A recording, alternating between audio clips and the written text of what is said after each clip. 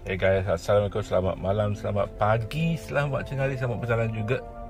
Selamat malam again. And malam ni guys, Min ada something yang interesting and something yang luar dari biasa ni guys. Tak cerita. Kali ni kita nak review pasal benda lain pula kan. Hasil kereta je kan. Still ada X50, tapi kali ni Min nak review you guys pasal satu benda yang extremely rare, yang mana dekat Malaysia cuma ada 300 unit sahaja. Alright, and Min alhamdulillah successfully dapat tangkap satu ni. Biasa dia keluar je, Min terus tangkap. Okay, and you guys boleh nampak ni, dari company apa? Garmin guys. So let's open kita open and tengok. Okay, nice. How cool is that? Apa lagi dalam ni? Wow, ada free gift lah guys. Sekejap ni koyak-koyak dia dulu. Ya, penting kau dah tak penting. Syuh. Wow, ada bag lah. Okay, cool guys. So what happens is that Min beli jam actually guys. Jam ni adalah limited edition. Ada invoice ni. Harga dia okay, after discount is 2289. Okay, so and then dapat free gift ni macam bag. I think it's bag. Nice bag, style Ascor kan. How beautiful is that? So Ascor kan. And tengok ada lagi tak? Tak ada lagi.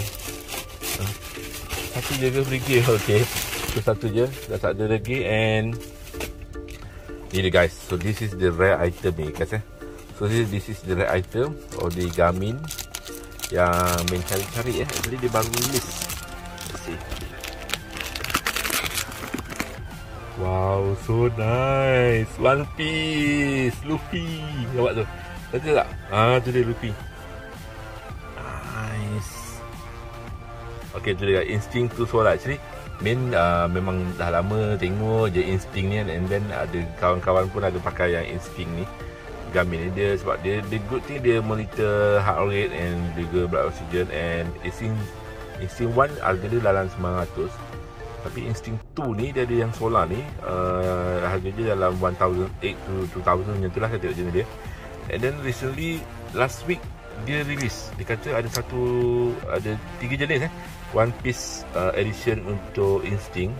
So ada Luffy, ada Zoro dengan Cepi yang anak comel tu guys. So Min ambil Luffy lah, dia punya captain tu guys. And yeah, how cool is that? So stay tune untuk part 2. Again, jangan lupa untuk love, like and thumbs up guys. And of course put a comment if you want to interact with me. Kali ni kita review something yang luar biasa. And in fact nanti later pun Min ada banyak lagi actually. Macam Min ni adalah hardcore Komen hardcore lagi aku ni. Hardcore jam Casio. Min suka je beli jam Casio and Kopol. Okay, in fact sekarang ni pun ada sebiji Casio yang Min pakai ni. Mungkin peminat Casio tahu tu dia jam apa yang Min pakai ni guys.